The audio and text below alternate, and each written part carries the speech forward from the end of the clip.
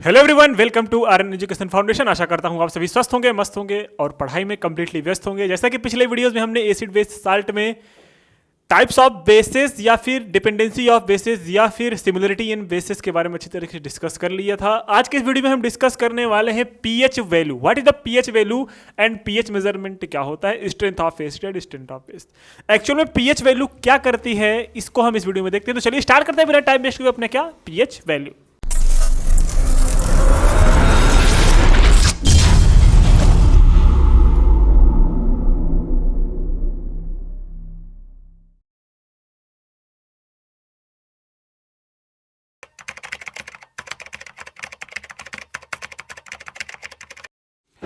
तो चलिए पढ़िएगा और समझने की कोशिश करिए पीएच होता क्या है।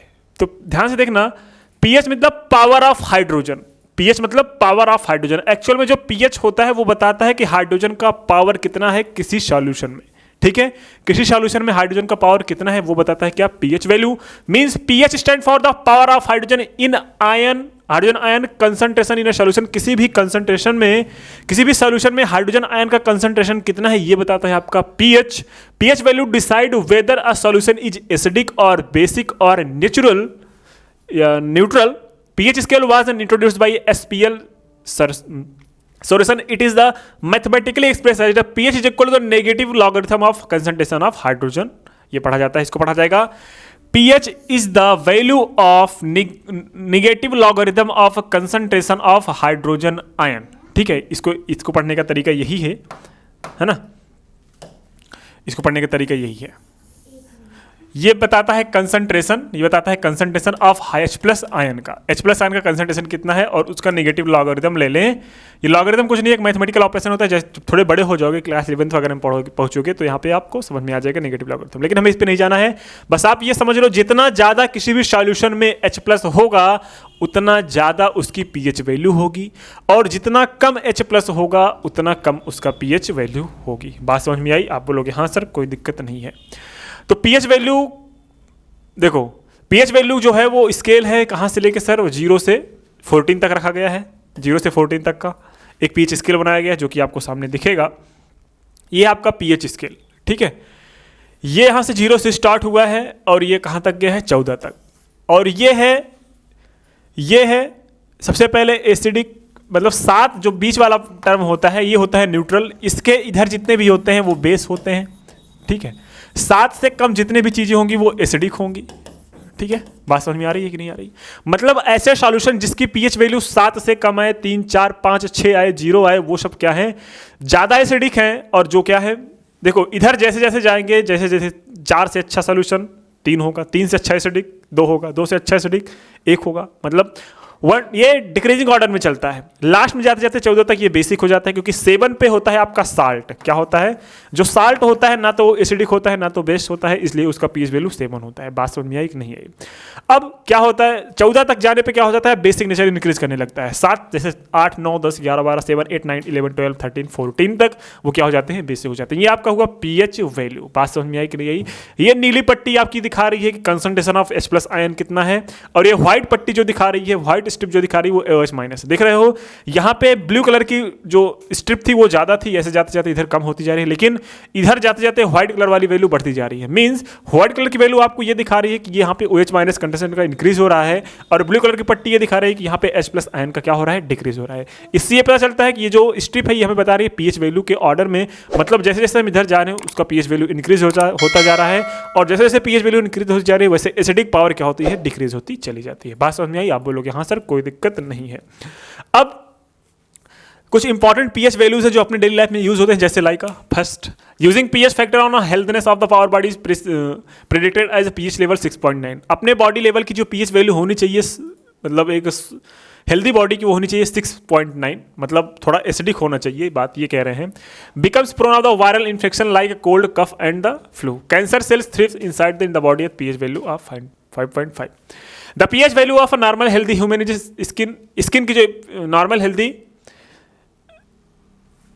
हेल्दी स्किन होती है उसकी पीएच वैल्यू होती है 4.5 to 6, ठीक है। जैसे 6.9 हुआ तो आप क्या हुए, बीमार हो गए। बिकम्स जो क्या मतलब जैसे आप इन्फेक्शन हो गए, आपको इन्फेक्शन हो गया, ठंडी लग गई, कफ हुआ, फ्लू होगा, फ्लू लाइक अ फीवर वगैरह, तो आपकी पीएच वैल्यू क्या हो जाएगी, थोड़ा 6 से ज़्यादा हो जाएगी, 6.9।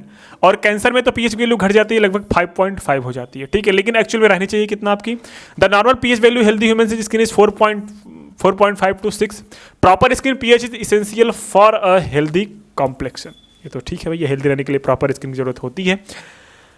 PH of stomach fluid approximately 2.0। Stomach में आपका जो एसिड है लाइक HCl पाया जाता है, उसका जो एसिडिक वैल्यू है, जो पीएच वैल्यू है वो क्या है 2.0। 2.0 क्योंकि वो जो पेट में आपके है वो क्या है, एसिड है। क्या है, एक एसिड है।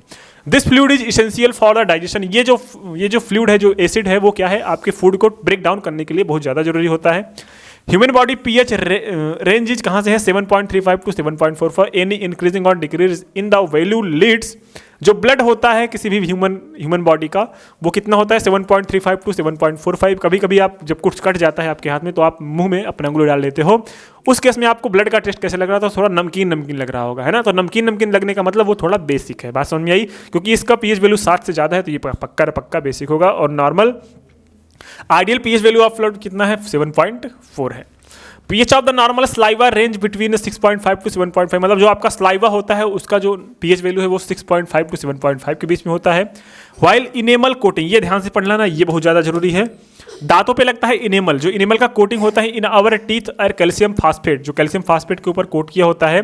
Hardest substance in our body, अपने बॉडी का सबसे हार्डेस्ट सब्सटेंस वही होता है जो इनेमल मतलब कैल्शियम फास्फेट लगा होता है। Toothpaste are generally basic, toothpaste क्या होता है, जनरली बेसिक होते हैं। And used for cleaning the teeth, इन दांत को साफ करने के लिए यूज किया जाता है। Can neutralise the excess acid and prevent tooth decay, जो एसिड्स होते हैं वो अपने पेट के जो एसिड्स होते हैं लाइक HCl वगैरह, वो कभी कभी बाहर भी आ जाते हैं। स्लाइवा के थ्रू वो एसिड्स क्या होता है, स्लाइवा भी एसिडिक होता है, थोड़ा बहुत बेसिक होता है, लेकिन अपने जो पेट के स्टोमक के एसिड है वो बाहर आते हैं तो हमारे दांतों पे लग जाते हैं। जब दांतों पे लग जाते हैं वो दांतों का डीके करते हैं, क्योंकि एसिडिक का जो नेचर होता है वो कोरेसिव होता है, तो वो हमारे दांतों को खराब करेंगे। उससे बचने के लिए हम क्या करते हैं, टूथपेस्ट करते हैं, और टूथपेस्ट जो होता है वो बेसिक होता है, तो बेस प्लस एसिड बना के न्यूट्रलाइज कर देते हैं तो हमारा दांत बचा रहता है। बात समझ में आई कि नहीं है, आप बोलोगे हाँ सर, बहुत सही समझ में आया। सॉइल का पीएच कितना होता है, सॉइल का पीएच जो होता है इन एग्रीकल्चर, जो सॉइल होती है अपनी क्या होती है, एल्कलाइन मतलब बेसिक होती है, तो 7 से ज़्यादा ही होगा। पीएच इन रेन वाटर, मतलब जब सबसे पहली बार बारिश होती है तो क्या होता है, एसिडी रेन। एसिड रेन मतलब एटमॉस्फेयर में जो CO2 वगैरह है वो जाके एसिडिक नेचर के होते हैं, CO2 आपको पता है, और जब वाटर मिक्स होकर तो एसिडिक रेन बनाते हैं लाइक दिस। इसलिए पीएच वैल्यू क्या होता है, सबसे पहली बारिश का 7 से कम होता है, उसके बाद क्या होता है, उसके बाद पीएच वैल्यू क्या हो जाती है, इंक्रीज होती चली जाती है। बात समझ में आई, आप बोलोगे हाँ सर कोई दिक्कत नहीं है। इंडिकेटर्स क्या होते हैं, कुछ नेचुरल इंडिकेटर्स होते हैं, कुछ ओलाफैक्टरी इंडिकेटर होते हैं, कुछ सिंथेटिक इंडिकेटर, कुछ यूनिवर्सल इंडिकेटर होते हैं। मतलब एसिड और बेस को पहचानने का काम कौन करते हैं, इंडिकेटर करते हैं। और इस इंडिकेटर का 4 पार्ट में डिवाइड किया गया। सबसे पहले नेचुरल, जो नेचुरल में पाया जाए, फिर ओलाफैक्टरी इंडिकेटर, फिर सिंथेटिक इंडिकेटर, फिर यूनिवर्सल इंडिकेटर। तो ध्यान से देखते हैं सबसे पहले कौन सा, नेचुरल इंडिकेटर। नेचुरल इंडिकेटर क्या होता है, ध्यान से देखो। Natural indicator option from natural source, ऐसे इंडिकेटर जो नेचुरल से पाए जाए उसको बोलते हैं नेचुरल इंडिकेटर। जैसे लाइक लिटमस, टर्मरिक हल्दी हुआ, लिटमस पेपर हुआ, रेड कैबेज हुआ, चाइना रोज हुआ, etcetera are some common natural indicators used widely to show acidic basic and character of substance. किसी भी सब्सटेंस का acidic nature, basic nature, acidic nature, basic nature substance show करने के लिए ये सब नेचुरल इंडिकेटर्स हैं। लाइक लिटमस से अगर करें तो अगर एक एसिड अगर उस पर गिराया जाए तो ब्लू लिटमस पेपर को क्या कर देता है, रेड कर देता है। ए बेस टर्न्स, मतलब जो बेस होता है वो रेड लिटमस पेपर को क्या कर देगा, ब्लू कर देगा। टर्मरिक मतलब हल्दी जो है वो भी नेचुरल इंडिकेटर है। टर्मरिक की ज्यादा नेचुरल इंडिकेटर, टर्मरिक की येलो इन कलर, जो टर्मरिक होता है वो येलो कलर का होता है, आपको पता ही है। और जैसे ही ये एसिड के सॉल्यूशन में आता है वो क्या हो जाता है, थोड़ा ब्राउन हो जाता, जो जैसे ही बेस के केस में आता है वो थोड़ा ब्राउन हो जाता है। कभी कभी क्या करना, आपके खाते वक्त अगर आपके कपड़ों पे सब्जियां गिर जाती हैं तो कभी कभी जब आप उसको धोलते हैं साबुन लगा के, जैसे ही सॉप लगाते हैं वो ब्राउन कलर का हो जाता है। वही रिएक्शन है कि जो टर्मरिक होता है वो बेस के साथ रिएक्शन करके क्या बनाता है, ब्राउन कलर बनाता है, जबकि एसिड कुछ नहीं चेंज करता, कलरलेस, मतलब टर्मरिक चेंज नहीं करेगा। रेड कैबेज, लाल बंद गोभी जो होता है, गोभी कैबेज मतलब पत्ता गोभी रेड कलर का होता है। The juice of red cabbage is originally purple colour का होता है, आपने देखा होगा मार्केट में भी आता है। Juice of the red cabbage turns reddish, मतलब लाल कलर का हो जाता है विद एसिड का, एंड ग्रीनिश हरा हो जाता है विद बेस के साथ। बात समझ में आप बोलेंगे हाँ सर कोई दिक्कत नहीं है। ओलाफैक्टरी इंडिकेटर्स का होता है, ओलाफैक्टरी इंडिकेटर जिसको हम मिक्स के हिसाब, स्मेल के हिसाब से जान जाए। ओलाफैक्टरी मतलब स्मेल के हिसाब से हम पहचान ले कि एसिड है कि बेसिक है। ध्यान से देख लो। Substance which change their smell with mixed with acid and base are known as the olfactory indicators. For example, onion, vanilla, clove, etc. Clove मतलब क्या होता है, लौंग, ठीक है। ऑनियन क्या होता है, पेस्ट और juice of onion loses its smell with added base. जैसे ही हम ऑनियन के ऊपर क्या डालते हैं, बेस डालते हैं, तो अपना क्या करता है, अपना स्मेल को क्या कर देता है, लॉस कर देता है। बात समझ में आई कि नहीं आई? आप बोलोगे हाँ sir. It does not change it's smell with the acid, और एसिड के साथ अपना क्या करता है, स्मेल नहीं चेंज करता। ठीक है, कोई दिक्कत? आप बोलोगे नहीं सर कोई दिक्कत नहीं है, मतलब एसिड के साथ चेंज नहीं करता है स्मेल, जबकि बेस के साथ चेंज कर देता है। कोई दिक्कत नहीं सर। वनीला क्या करता है, vanilla the smell of vanilla vanishes with the basis but smell does not vanishes when an acid olfactory indicators are used to ensure the participation of visually impaired student in a laboratory. ये तो बात सही है, मतलब जो visually impaired हो उनके लिए ये सब स्मेल का जो वनीला वगैरह ये जो स्मेल, अगर देखा जाए जो olfactory इंडिकेटर्स होते हैं वो विजुअली इंपायर्ड बच्चों के लिए ज़्यादा सुटेबल है, क्योंकि वो देख नहीं सकते, हरा नीला लाल देख नहीं सकते, तो उनको स्मेल के हिसाब से देख। तो वनीला भी एक तरफ का है। The smell of vanilla vanishes with basis, base के साथ कैसे वनिशेस हो जाता है, मतलब नष्ट हो जाता है। बट स्मेल डज नॉट वनिशेस, खराब नहीं होता विद एसिड के साथ। ठीक है, कोई दिक्कत? आप बोलोगे नहीं सर यहाँ तक तो समझ में आ गया। सिंथेटिक इंडिकेटर क्या होता है? सिंथेटिक इंडिकेटर क्या होता है, जो लेबोरेटरी में सिंथेटिक, देखो indicator that are synthesized in laboratory are known as synthetic indicator. For example phenolphthalein methyl orange, मतलब जो लेबोरेटरी में तैयार किए जाए उसको बोलते हैं सिंथेटिक इंडिकेटर। फेनोल्फेथलीन लेबोरेटरी में तैयार किया जाता है, मिथाइल ऑरेंज लेबोरेटरी में तैयार किया जाता है। जो ठीक है, आप बोलोगे हाँ सर कोई दिक्कत नहीं है। देखो मिथाइल ऑरेंज का जो ओरिजिनल कलर होता है वो ऑरेंज होता है, लेकिन जब एसिड के साथ रिएक्शन करा देते हैं तो वो रेड कलर का हो जाता है, और जैसे ही बेस के साथ रिएक्शन कराते हैं तो वो येलो कलर का हो जाता है। बात समझ में आई? ऑनियन ये तो हो गया मिथाइल ऑरेंज, और फेनोल्फेथलीन देख लेते हैं। फेनोल्फेथलीन जो होता है वो एक्चुअल में कलरलेस होता है, लेकिन जैसे ही हमने एसिड मिलाया वो फिर कलरलेस हो जाता है, लेकिन जैसे ही हमने उसमें बेस इंट्रोड्यूस किया वैसे क्या हो जाता है, वो पिंक कलर का हो जाता है। तो ये सब चीज़ें मैं इसलिए तेज चल रहा हूँ क्योंकि भैया एग्जाम में ज़्यादा दिन बचे नहीं हैं, तो जल्दी जल्दी सिलेबस को कवर करते हैं, क्योंकि इसके बाद अपना क्या है, मेटल एंड नॉन मेटल, उसके बाद है क्या, उसके बाद क्या है, उसके बाद है कार्बोनेट्स कंपाउंड, उसके बाद हमें क्वेश्चन की प्रैक्टिस भी तो करनी है, एमसीक्यूज की। तो जितना जल्दी कोर्स हो सके खत्म करते हैं, और आई होप ये तो रिवीजन सीरीज चल रही है ना, तो आपको अच्छी तरीके से रिवाइज हो रहा होगा। इतना फास्ट करना जरूरी है, और जिन बच्चों को नहीं समझ में आ रहा तो वो भाग सकते हैं यहाँ से, उनके लिए कोई जगह नहीं है। ठीक है, क्योंकि अब तो टाइम बीत गया धीरे धीरे पढ़ने वाला। यूनिवर्सल इंडिकेटर क्या होता है? Universal indicator using litmus paper phenolphthalein methyl orange detect only the acidic and basic of the situation can be determined the, मतलब ये जो litmus paper phenolphthalein methyl orange etcetera only the acidic, और या तो वो एसिडिक बताएंगे या तो बेसिक बताएंगे। But use of this indicator do not have give idea about the strength of acid और बेस, मतलब ये नहीं बताएंगे कितना मजबूत एसिड है, मतलब कितना स्ट्रॉन्ग एसिड है, कितना स्ट्रॉन्ग बेस है। ये यूनिवर्सल इंडिकेटर होते हैं वो यही बताने का काम करते हैं, मतलब ये भी बताएंगे कि कितना स्ट्रॉन्ग एसिड है, और वो ये भी बताएंगे कि वो एसिड है। वो ये भी बताएंगे कितना मजबूत बेस है, मतलब कितना स्ट्रॉन्ग बेस है, कितना OH माइनस आयन ज़्यादा पाया जाएगा उस बेस में, या फिर कितना कम पाया जाएगा, ये भी कौन बताता है? Universal indicator. कोई दिक्कत? आप बोलोगे हाँ सर कोई दिक्कत नहीं है। ठीक है, देखते हैं universal indicator shows different colour over the range of pH value from 1 to 14 for the given solution. Universal indicator is available both in the form of strips, strip के फॉर्म में यूनिवर्सल इंडिकेटर पाए जाते हैं, and the solution universal indicator is combination of many indicator such as the water, propanol, phenolphthalein, sodium salt, sodium hydroxide, methyl red,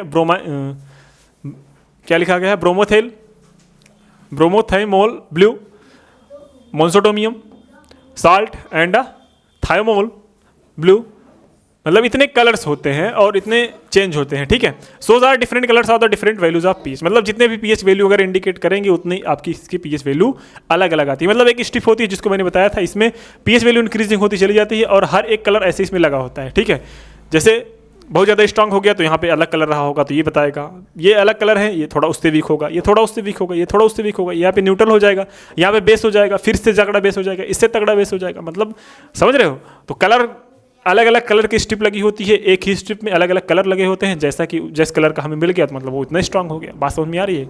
आप बोलोगे हाँ sir कोई दिक्कत नहीं है।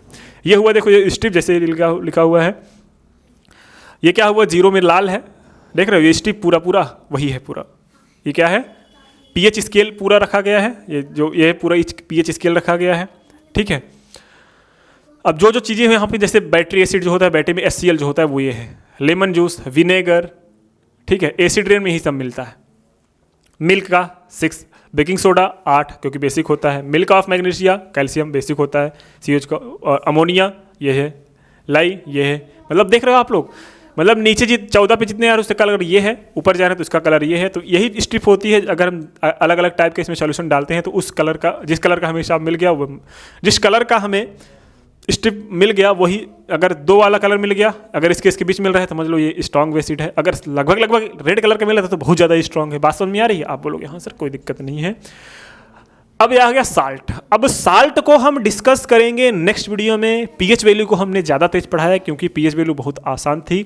साल्ट को हम स्लो करके चलेंगे क्योंकि बहुत बच्चों को ये समझ में नहीं आ रहा होगा, है ना। बोल रहे होंगे सर बहुत काफ़ी तेज चल रहे हैं, क्योंकि भाई ये वीडियो तेज जानी चाहिए थी पीएच स्केल वाली, क्योंकि पीएच वैल्यू उतना इंपॉर्टेंट नहीं है जितना मैं यहाँ पे डीपली पढ़ाया हूँ। बस डीपली क्या ऊपर से पढ़ा दिया हूँ, बस उतना ही अगर पढ़ के चले गए तो एग्जाम में आपको इससे बाहर नहीं पूछेगा। बस जितना पढ़ाया हूँ उसका पीडीएफ आप लोग स्क्रीनशॉट ले लीजिए। स्क्रीनशॉट लेने के बाद उसको अच्छी तरीके से रिवाइज कर लीजिए। रिवाइज करने के बाद एग्जाम में जाएंगे तो पीएच वैल्यू के रिलेटेड कोई भी डाउट आपके मन में नहीं रह जाएगा और आप एग्जाम में अपना 100% क्वेश्चन करके आएंगे पीएच वैल्यू से रिलेटेड। तो ठीक है, मिलते हैं नेक्स्ट वीडियो। तब तक के लिए शुभ रात्रि, जय हिंद, बाय बाय। और हाँ, जो बच्चे नए हो भाई चैनल को सब्सक्राइब जरूर करना। ठीक है, जय हिंद, बाय बाय।